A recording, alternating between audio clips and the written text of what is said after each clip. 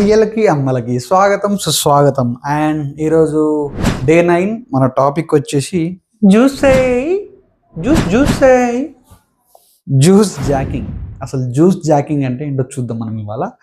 Juice jacking అంటే ఏంటిదంటే మనం నార్మల్గా ట్రావెలింగ్ చేసే టైంలో రైల్వే స్టేషన్లలో, బస్ స్టాండ్లలో, లేకపోతే ట్రైన్లలో, లేకపోతే ఇంకెక్కడైనా కానీ కొన్ని స్పాట్లలో మనం ఛార్జింగ్ పెట్టుకుంటాం. మనకు ట్రావెల్ చేసిన ప్రతిసారి ఇదే ఫస్ట్ ఇబ్బంది వస్తుంది కదా, ఏడైతే ఛార్జింగ్ పోర్ట్ ఉన్నదా తొందరగా పెట్టుకోవాలా, లేకపోతే మళ్ళీ తర్వాత ట్రైన్ పోతుంది అనుకున్నాం, ఇబ్బంది అవుతుందా అని చెప్పి మనం ఏం చేస్తామంటే ఏడబడితే ఆడ ఛార్జింగ్లో గుర్చేస్తాం. సో ఈ పోర్ట్స్లలో మనం ఛార్జింగ్ పెట్టినప్పుడు మన ఫోన్కి ఛార్జింగే రావడం కాకుండా ఒకవేళ హ్యాకర్స్ పోర్ట్స్లలో కొన్ని తిరగాసులు చేస్తారు.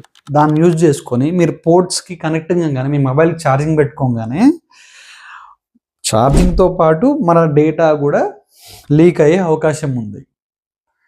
ఫొటోస్ కానీ, పాస్వర్డ్లు కానీ, ఇంకేమన్నా యాక్సెస్ దొరుకుతుంది వాళ్ళకి. అందుకని చెప్పి దయచేసి మీరు ఎక్కడికైనా ట్రావెల్ చేసినప్పుడు మీతో ఒక పవర్ బ్యాంక్ తీసుకోపోండి, లేకపోతే మీ దగ్గర మీ అడాప్టర్ ఉంటుంది కదా, అడాప్టర్తో మొబైల్ ఛార్జింగ్ ఎక్కి ట్రై చేయండి.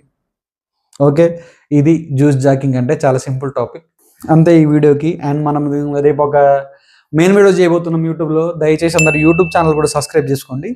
యూట్యూబ్ ఛానల్లో దేని మీద టాపిక్ అంటే starting first year, second year BTech students ఉంటారు కదా, సైబర్ సెక్యూరిటీ చేస్తున్న వాళ్ళ కోసం అన్నట్టు. నిన్న ఒక తమ్ముడు మెసేజ్ చేసి ఉండే, అన్న ఏమన్నా గైడెన్స్ చెప్పొచ్చు కదా, మేము బీటెక్ ఫస్ట్ ఇయర్ ఇప్పుడే స్టార్ట్ అవుతున్నాం, బీటెక్లో దీని మీద ఎక్కువ ఫోకస్ చేయాలని చెప్పి ఓ కాన్సెప్ట్. చూద్దాం రేపు మనం వీడియో చూద్దాం. ఈ రీల్ అయితే నార్మల్ టైమ్స్కి ఎట్లా వస్తుందో 7 to 8 మధ్యలో అట్లనే వచ్చేస్తుంది అంతే. ఈ వీడియోకి థ్యాంక్స్ ఫర్ ద సపోర్ట్. ఇట్లానే సపోర్ట్ చేస్తామండి, షేర్ చేయండి, లైక్ చేయండి, సబ్స్క్రైబ్ చేసుకుంటాం.